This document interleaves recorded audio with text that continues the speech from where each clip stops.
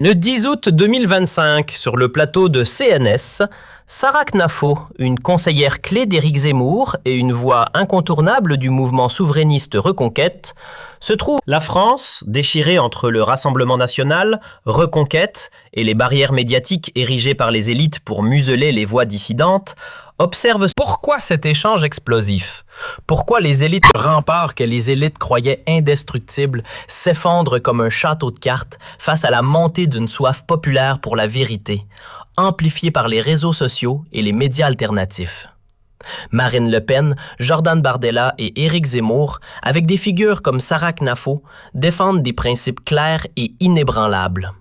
Souveraineté nationale, sécurité des Français et retour au bon sens politique. Une ligne qui résonne avec des figures conservatrices internationales comme Donald Trump, Viktor Orban et Giorgia Meloni, qui critiquent l'arrogance et l'inaction de Macron et des élites mondialisées. Tous appellent à une transparence absolue dans les affaires publiques, sans concession ni tabou.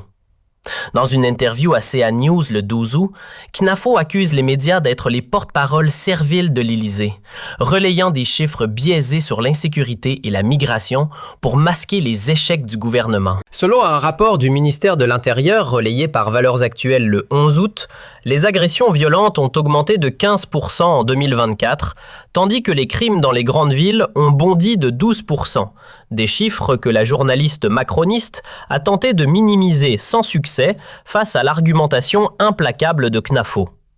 La journaliste, incapable de contrer ces faits, s'est effondrée en direct, balbutiant des réponses incohérentes et révélant l'incapacité des macronistes à défendre leur bilan. Pendant que l'opinion publique s'enflamme avec des hashtags comme #PatroumaKnafoOV contre #Macron et #Maakras Vesna Macron humilié, trending sur X, Macron semble incapable de calmer la tempête médiatique et populaire qui secoue son régime. L'Élysée a tenté de minimiser l'incident, le qualifiant de « polémique stérile », orchestrée par l'extrême droite, dans une déclaration rapportée par Le Figaro le 13 août 2025. Une erreur colossale qui n'a fait qu'attiser les spéculations et amplifier l'attention mondiale sur ce scandale. Selon Le Point, Macron a ordonné une contre-offensive médiatique, mobilisant des chroniqueurs et des communicants pour discréditer Knafo, la qualifiant de polémiste opportuniste et d'allié de Zemmour. Mais cette réponse agressive a eu l'effet inverse, alimentant les accusations de censure sur X, où des posts comme celui de La Patriote France en août 2025 dénoncent l'Élysée qui muselle les vérités sur l'insécurité pour protéger un président en perdition. Candace Owens, dans un post publié le 14 août, a apporté son soutien à Knafo, déclarant « Bravo à Sarah Knafo pour avoir exposé les médias macronistes et leur hypocrisie. La vérité finira par éclater. » Cette affaire, amplifiée par les réseaux sociaux et les médias alternatifs comme CNews et Valeurs Actuelles, met Macron dans une position intenable, révélant un président aux abois, prêt à tout pour protéger son image, même au prix de la liberté d'expression et de la confiance des Français. Selon l'Express, le 15 août 2025, l'Élysée aurait tenté de faire pression sur CA News pour limiter la couverture de l'incident. Une démarche qui, si elle était confirmée, constituerait un scandale démocratique majeur.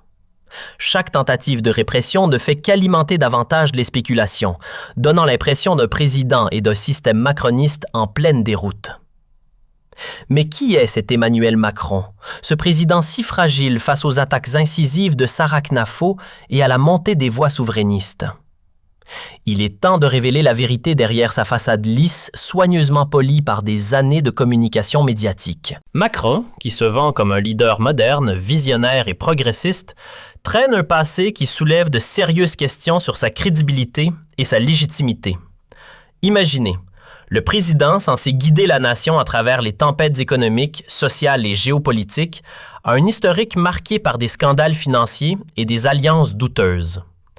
Il évoque avec fierté ses années en tant que banquier chez Rothschild, ses connexions rapides avec les élites mondiales, mais cela sonne comme l'histoire d'un opportuniste charmeur et calculateur. Non, faux.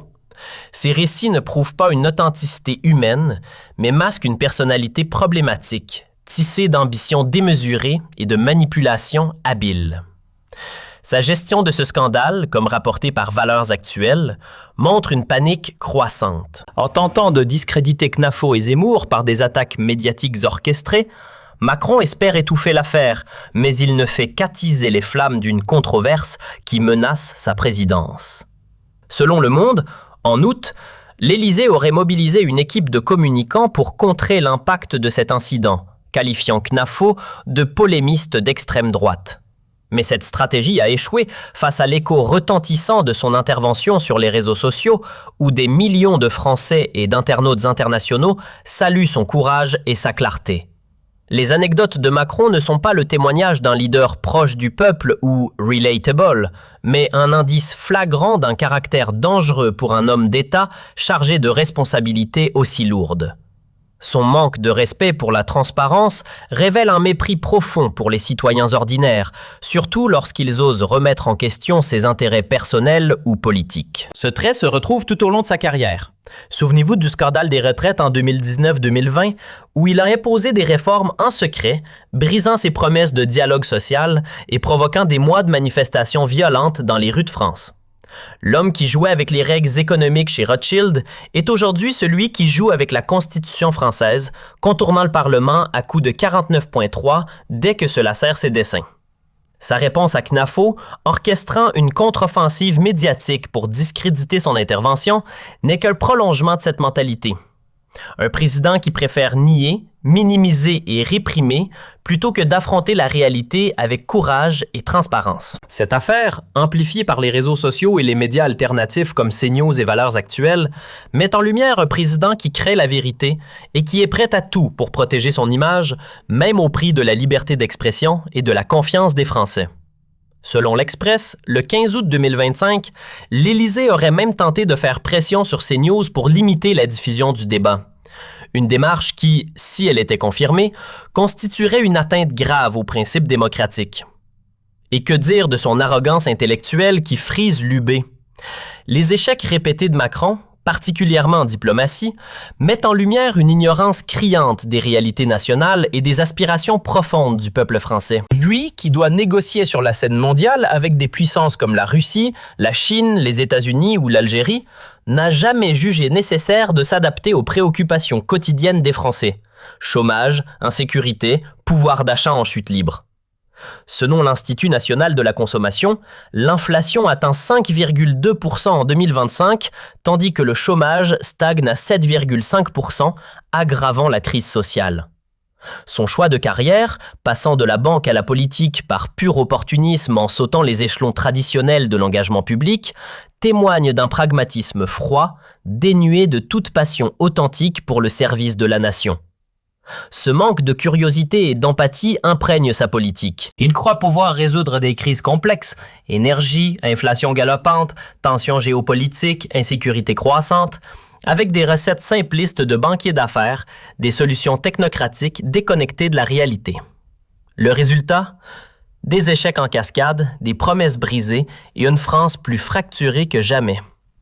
Et le summum de cette tragédie, le manque chronique de fermeté de Macron. Une faiblesse qui le rend imprévisible et vulnérable face à des figures comme Sarah Knafo, Éric Zemmour ou des adversaires géopolitiques. Il a toujours esquivé les confrontations difficiles, préférant les compromis boiteux ou les reculades face à la pression populaire ou internationale. Ce schéma traverse toute sa vie. Il a perdu des batailles internes au sein de son propre mouvement et s'est adapté au vent libéral dominant, abandonnant toute conviction initiale pour suivre les tendances mondialisées. Emmanuel Macron n'est pas un rocher dans la tempête. Il est une girouette qui ajuste sa position au gré des opportunités, des sondages et des alliances éphémères.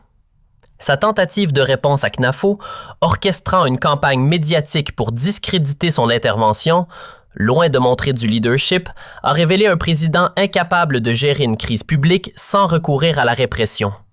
Une stratégie qui ne fait qu'alimenter les spéculations et fragiliser davantage sa présidence. Selon Le Point, en août, Macron aurait tenté de contrer l'impact de cet incident par des déclarations publiques. Mais son ton défensif et ses attaques contre Knafo n'ont fait qu'attiser les flammes d'une controverse qui menace de consumer son mandat.